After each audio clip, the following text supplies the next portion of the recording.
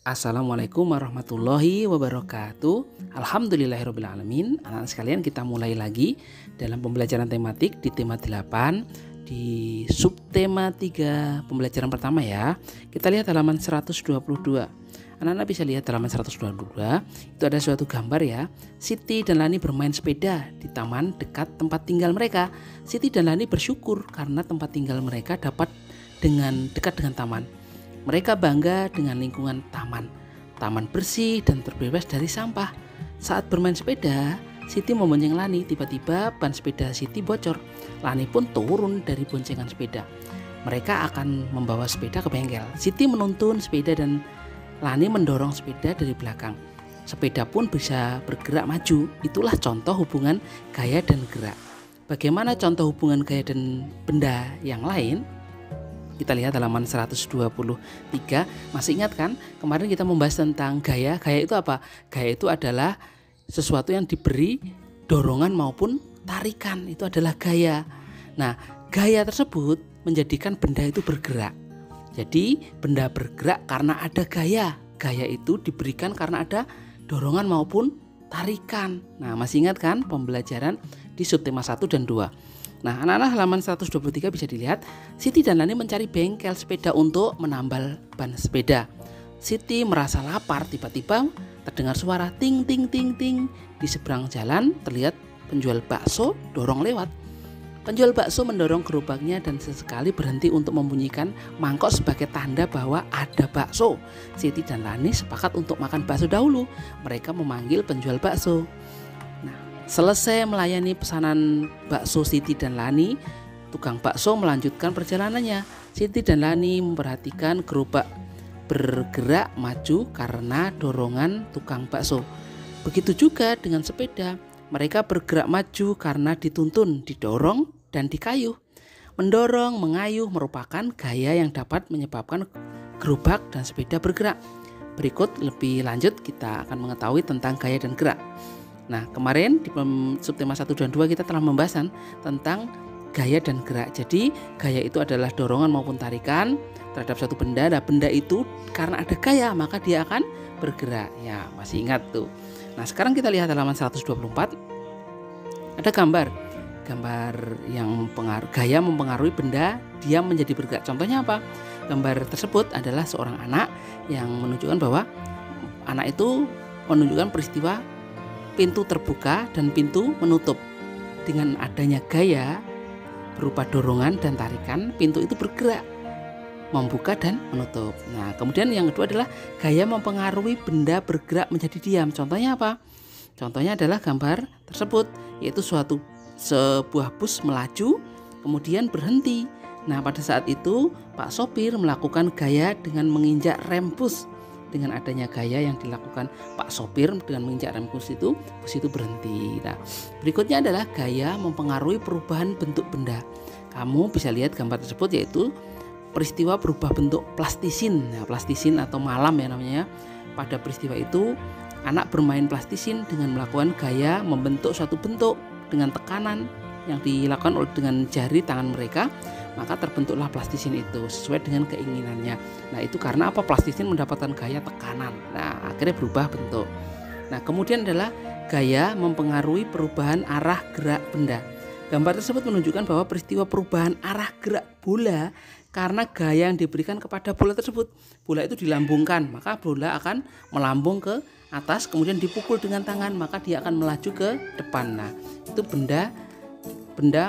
gaya mempengaruhi arah gerak benda. Nah, anak sekarang bisa di rumah ya, bisa melakukan suatu penelitian, hasil pengamatan tentang gaya dan perubahan arah benda, gerak benda tadi.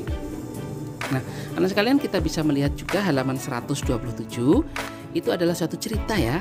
Pak Arif akan bacakan, kamu simak ya. Angsa dan telur emas. Alkisah, ada seorang petani sederhana memiliki seekor angsa.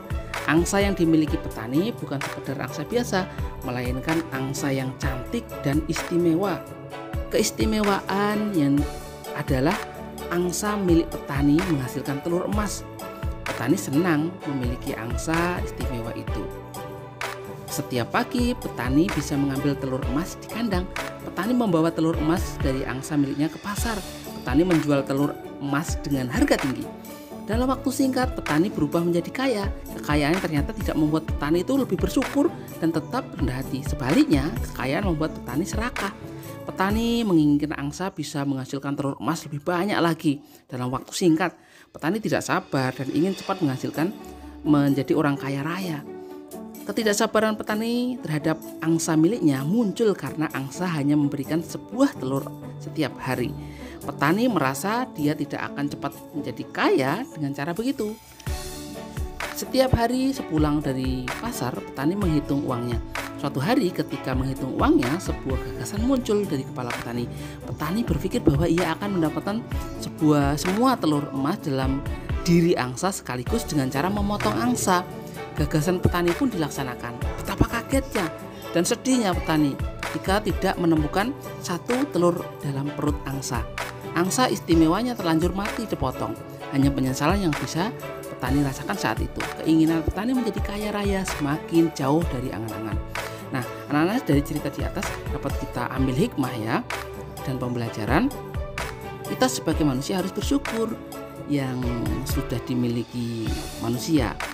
Jangan serakah karena ingin cepat kaya. Sungguhnya Tuhan sudah mengatur rezeki manusia masing-masing, ya kan gitu. Ya, kita akan lihat halaman 128. Pak Arif akan bantu kalian menjawab pertanyaan-pertanyaan ya. Nah, tentang pertanyaan telur angsa dari cerita di atas tersebut. Apa inti cerita tersebut? Apa inti ceritanya? Yaitu seorang petani yang memiliki angsa yang istimewa.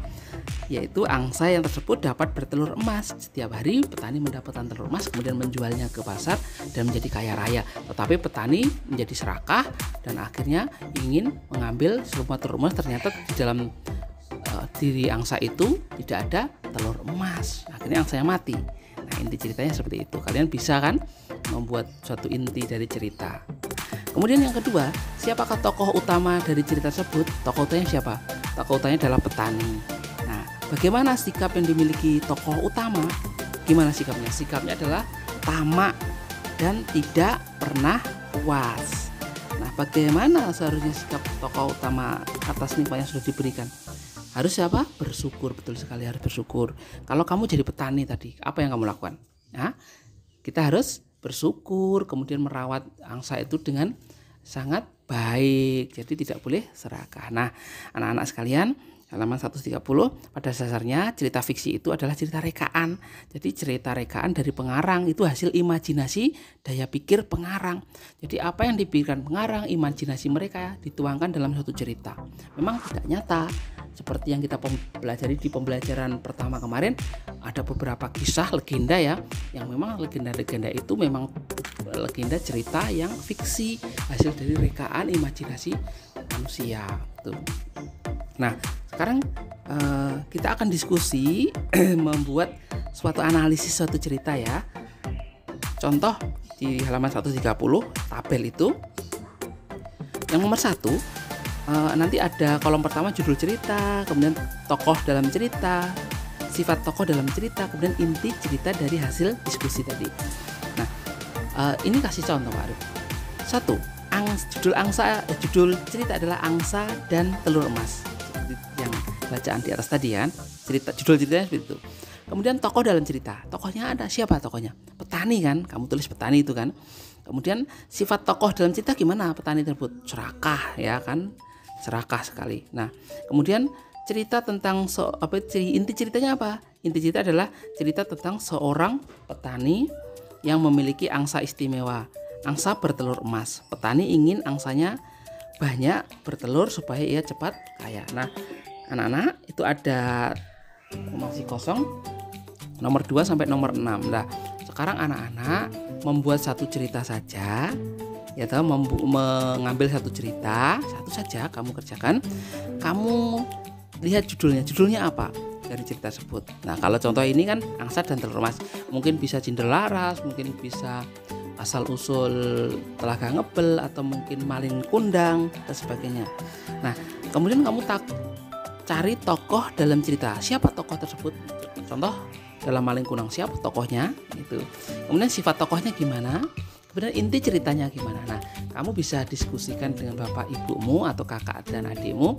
Kamu ambil buku cerita atau mungkin majalah atau mungkin cerita dari ayah atau bundamu, kamu diskusikan, dari kamu isi satu saja satu cerita. Ini kan ada 5 ya, kamu ambil satu saja, yaitu judul ceritanya apa, tokoh ceritanya dalam cerita itu siapa, kemudian sifatnya gimana, dan inti cerita. Itu saja ya tugasnya dari Pak Arif. Semoga apa yang Pak Arif sampaikan bisa bermanfaat dan bisa diterima. Terima kasih. Assalamualaikum warahmatullahi wabarakatuh.